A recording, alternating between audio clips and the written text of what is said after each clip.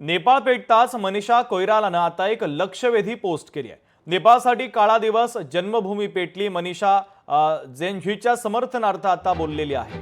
तिची ही social मीडियावरची post आता चर्चेचा विषय ठरलेली आहे।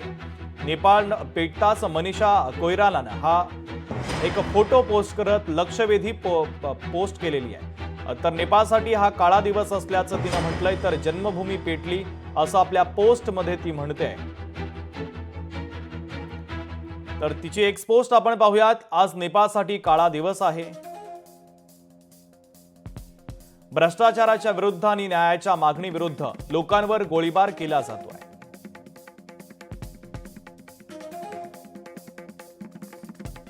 असं अभिनेत्री मनीषा कोइराला हिने आपल्या एक्स पोस्ट मध्ये म्हटलेलं आहे। तिनं जनरेशन झेडचं समर्थन केलंय।